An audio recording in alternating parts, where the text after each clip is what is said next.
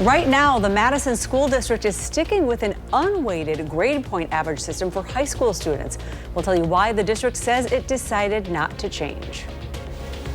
And temperatures continue to tumble. I'll let you know just how cold that mercury on your thermometer will read tomorrow morning.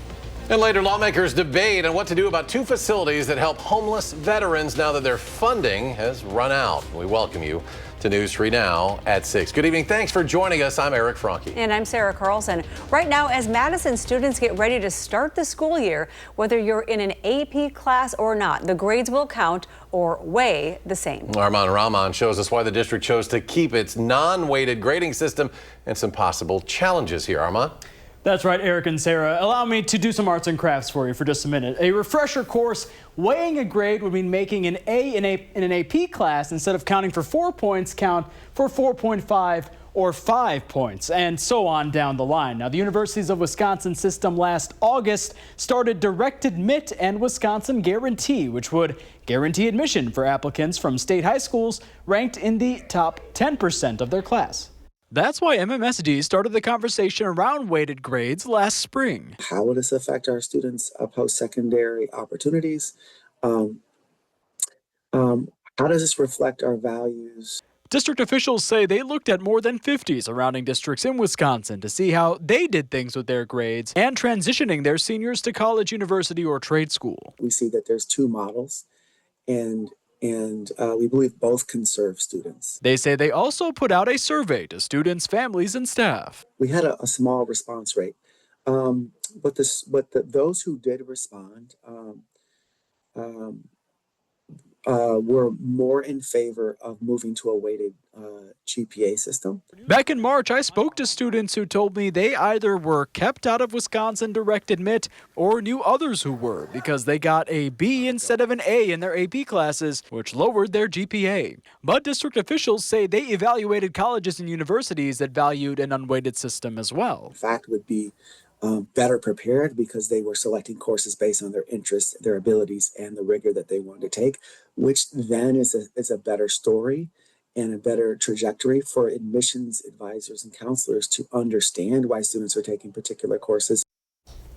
Now, MMSD officials say of the 56 districts part of the Wisconsin Guarantee program that they looked at, 29 weighed their grades and 26 did not, and that includes Verona and Sun Prairie. Arman, thank you. Wisconsin's Department of Workforce Development is giving out nearly $1 million in grants to 19 school districts across the state. And of those 19, 3 are right here in south central Wisconsin. The Lake Mills School District in Jefferson County getting more than $5,000. They'll use that money to buy 3 welders. That's to support the metals manufacturing facility there. In Columbia County, the Portage Community School District is getting $100,000 to upgrade equipment in its technical education department. And finally, in Rock County, the Beloit School District also will get $100,000 for upgrades to its welding program. Moving to weather now, a cold front is moving into southern Wisconsin. I'm sure you've all felt it by now. Alex Harrington joins us now with the complete first warn forecast, and my goodness, you can probably feel it out there now. We certainly can, and you can hear it too. You can see the trees behind me here by our Wild Birds Unlimited sponsored bird feeders. They're moving around, the trees are moving around because we have cold northwest winds. They're going to be ushering in some really chilly air into southern Wisconsin, pushing kind of close to our record lows for this time of year, which are in the mid to upper 30s. Right now we got 61 in Madison. Normal high for this time of year is closer to 80, so we are pushing nearly 20 degrees cooler than where we should be feeling for this time of the day. 62 is a common number in the Wisconsin River Valley, still hanging on to 64 in Janesville. But as we move through the evening hours and going into the overnight hours, and then as you wake up tomorrow morning, this is what you're going to have to wake up to and dress to. Temperature 40 in Camp Douglas, 42 in Madison, 44 in Platteville, and the mercury's only going to rise up into the lower 60s as we go into Thursday afternoon. Following a chilly Thursday, we have rain in the forecast. A quick clipper-like system is going to move through southern Wisconsin. We're going to track that weather system, how much water you can expect from it, and when can you expect temperatures back up to summer-like readings near 80. I have the answers in a few minutes. Sounds great. Thank you, Alex. In other news, Madison police are looking for a missing man. According to police, Karsten Walker has not been seen in several days. Officers responded to a report of a missing person on the Nakusa Trail August 27th. Anyone with information is being asked to contact the Madison Police Department at 608-255-2345. If you prefer to remain anonymous, you can call the Madison Area Crime Stoppers or submit a tip at p3tips.com. Madison police are also looking for a driver involved in a hit-and-run incident involving a motorcyclist. That crash happened Sunday afternoon on the westbound Beltline at Gammon Road. According to investigators, the motorcycle hit the back of a vehicle on the Beltline, throwing the motorcyclist off. The driver of the vehicle briefly stepped out of the car before leaving the scene before police could arrive. The motorcyclist, we are told, is in stable condition. And in Richland County, a motorcyclist is in critical condition after being found unresponsive in a ditch. It was Saturday. Deputies responded to calls of a disabled motorist near US 14 at Eden Valley Lane.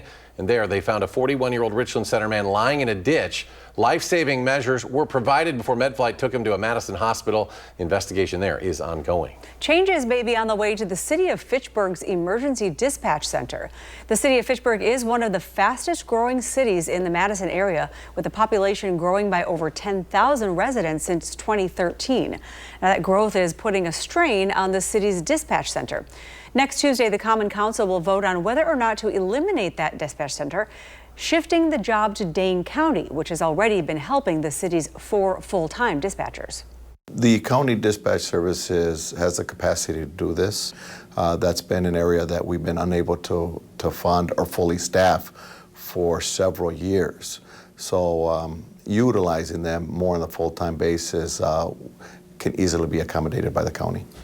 So if passed, the change will take effect sometime in October. 2 Wisconsin facilities that help homeless veterans could close at the end of the month if state lawmakers can't find a funding solution. The Wisconsin Department of Veterans Affairs says programs in Green Bay and also in Chippewa Falls will shut down September 30th after federal COVID relief funds that kept them operating run out of money. Combined, the sites provide 41 beds along with meals, housing support, and counseling. Lawmakers are now debating whether to extend state funding. Now imagine you are a Republican in the state legislature, in the majority and in control, and you could keep those facilities open. But you choose not to. It's unthinkable and it's unimaginable. But sadly, that is the reality we find ourselves today. Well, Republicans on the Joint Finance Committee say other funding sources should cover the program, but Democrats argue that money is gone.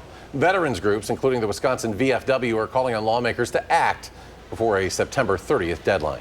A celebration in Madison today for the groundbreaking of the Eastmoreland Community Center and Housing Development.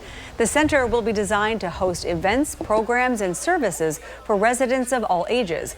In addition, workforce house units will be built to support families, seniors, and others. We also hope that it's a place that community meals can happen, some theater rehearsals and maybe performances, perhaps some school events that need a little bit bigger or a little different kind of space. The price of the units will target tenants who make less than or at 80% of the area median income, which is typically the rates used to define affordable housing. Ironman Wisconsin is back in Madison this weekend, but some closures for the race begin as early as today. Martin Luther King Jr. Boulevard closed today for the setup of the finish line. It'll reopen by 2 in the afternoon on Monday. The race runs Saturday and also Sunday, starting each day at 7 a.m. The half Ironman will finish by 4:30 p.m. Saturday. The full Ironman will finish by midnight Monday. And this is a look at the bike portion of the race. It goes outside of Madison, but will still affect traffic. Look for impacts on the right lane at John Nolan Drive from East Lakeside Street by Olin Park up to Monona Terrace, Olin Turville Court, and the Rimrock Road ramps from the Beltline as well. Saturday's run will have minimal traffic impact starting at Alliant Energy Center and moving along Lake Monona. Sunday's run will take place throughout the Capitol Square, also the Southwest Path, Camp Randall, and the UW campus. Still ahead at 6, Powerball Mania continues. The massive Powerball jackpot is up for grabs again tonight. Plus, a popular program for Amazon Prime members is going away. We'll have the details when we come back.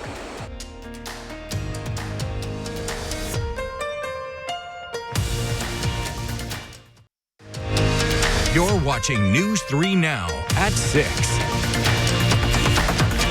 Welcome back. A popular program that let Amazon Prime members share free shipping benefits with people outside their household is going away. The company says it's shutting down the Prime Invitee program.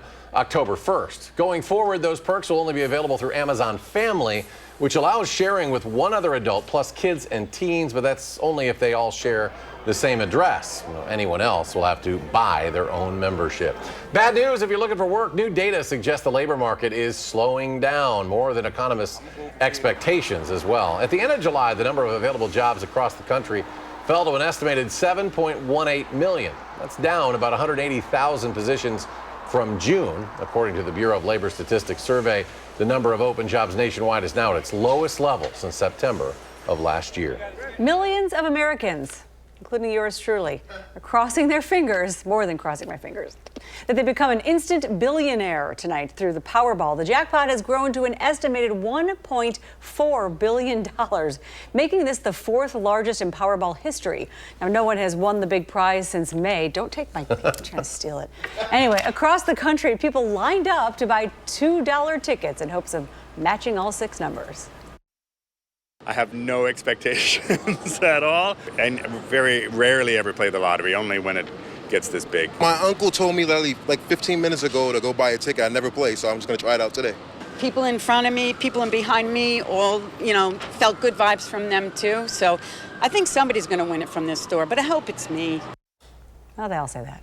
The $1.4 billion jackpot would go to a winner who opts for payments over nearly 3 decades. But most winners choose the cash option, which for this drawing would be $634 million.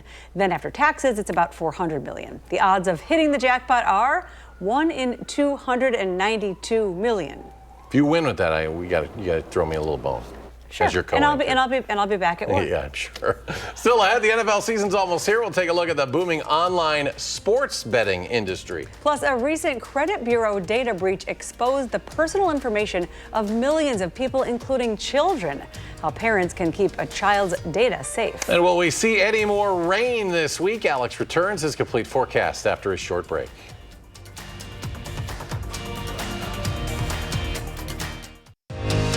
You're watching News 3 Now at 6. As children go back to school and college students take the first steps on their own, scammers are seeing opportunities where personal data isn't closely guarded. According to the Federal Trade Commission, about 2% of U.S. identity theft reports so far this year have involved children under the age of 19. The FTC says if a child is under 16, you can request a freeze to make it harder for someone to open a new account in their name. The major credit bureaus, Equifax, Experian, and TransUnion, all have instructions, but it can't be completed online. However, experts say the effort is worth the peace of mind. It does take a little bit of legwork. You not only have to provide the documents in a different way, you also have to demonstrate that you have the legal authority to make decisions on behalf of this child. Parents who believe their child's information has been compromised should also check to see if their child has a credit report. Since it is uncommon under the age of 18, that could be a red flag for fraud. News 3 Now's 40th annual Coats for Kids Winter Coat Collection kicks off on Monday with a Pack the Truck event. The Boys and Girls Club of Dane County will be outside the Clinky Cleaners location on Monona Drive from 6 a.m. to 6:30 p.m. Donations include children's or adult-sized winter coats, jackets, and other accessories for winter. And this year, there is a special need for infant, toddler, and larger teen sizes. Now, after Monday, you can always make donations at any Madison area Clinky Cleaners location until October 4th. Fall-like temps for the rest of the week. Alex now with a complete look at the forecast. And then after the fall-like temps, a slow climb back up to normality where we should be for this time of year. Mid to upper 70s. It's going to take a whole 10 days to get there with this cool stretch of weather. Really, the peak of it is going to start off tonight. Low 40s. That's as cold as we're going to go tonight. Isn't that unbelievable for this time of year?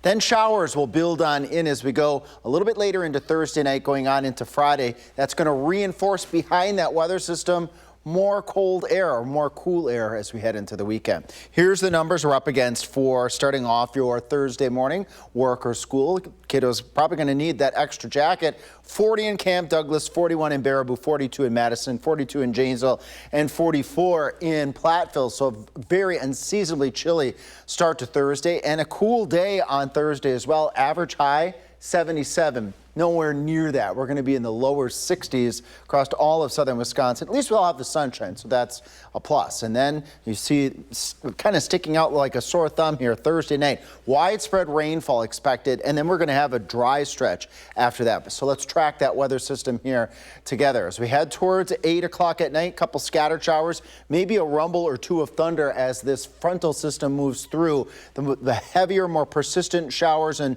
isolated thunderstorms, I think, are going to stay more towards the north, towards central and northern Wisconsin. Nonetheless, right around 10:30, Dells to Lone Rock to Dodgeville, sweeping through Madison right around midnight. Then as we get into the early morning hours of Friday, the showers are out of here. But what won't be out of here, periods of clouds, and we'll also have some gusty winds. Not expecting heavy rainfall with this weather system, maybe a tenth to a quarter of an inch at best. Again, heavier amounts to the north, but what will be left over, we'll be looking at winds gusting upwards of 20 to 25 miles per hour, even through the lunch hour on Friday in southern Wisconsin. That fall-like grip is going to hold on here Friday, Saturday, Sunday. By the time we get to Monday, then we're starting to get into the 70s. By the end of the 10-day forecast, our temperatures are going to be in the upper 70s, lows back to where they should be in the mid to upper 50s. We've got 19 days till the first official day of astronomical fall. That would be on the 22nd on a Monday. And we can't forget about the Packers forecast. Lambeau Field, temperatures in the 60s. Sunny skies, bring the shades, but you may also want to consider, as I've been saying the past couple days, just a light green jacket. How about that? Sounds good, Alex. The NFL season overall kicks off officially tomorrow. And for many football fans, it also means fantasy leagues and online sports betting. That's right. According to the Fantasy Sports and Gaming Association, 19% of Americans 18 and older participate in fantasy sports. Gaming is now legal in almost all 50 states, with gaming revenue reaching, get this, $115 billion last year. The American Gaming Association is projecting Americans to wager $30 billion this year on the NFL season alone. Gambling is an activity that is overwhelmingly a positive experience for players, and the vast majority of individuals that place a wager or go to a casino to play a slot machine or a table game do so responsibly. Meanwhile, a recent national survey of registered voters found 68% of people who bet on sports online reported at least one gambling behavior that's considered harmful. If you or someone you know thinks they have a gambling problem, you can call 1-800-GAMBLER for help. And we're just 4 days away from the Packers' first regular season game, and you'll be able to watch it right here on News 3 Now. This Sunday, the Pack will face off against the Detroit Lions, a division rival that swept Green Bay last season. Will this year be different with the addition of Micah Parsons? We'll find out at a 3:25 afternoon kickoff at Lambeau right here on CBS. Coming up in sports, Badger volleyball looking to learn from a loss over the weekend to Texas, why the head coach says his team needs to look to the basketball court for inspiration.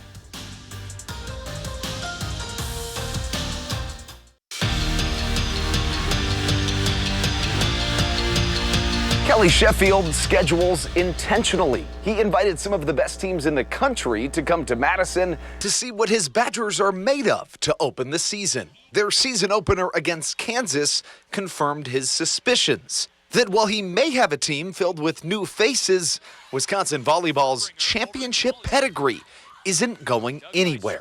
But sometimes you learn more about yourself in a loss than you do in a win. On Sunday, the Badgers were swept by Texas at the Kohl Center, a gut punch the head coach says his team needed, looking not to the volleyball court for inspiration, but to the basketball court. It's what you sign up for, not the losses, but you sign up to,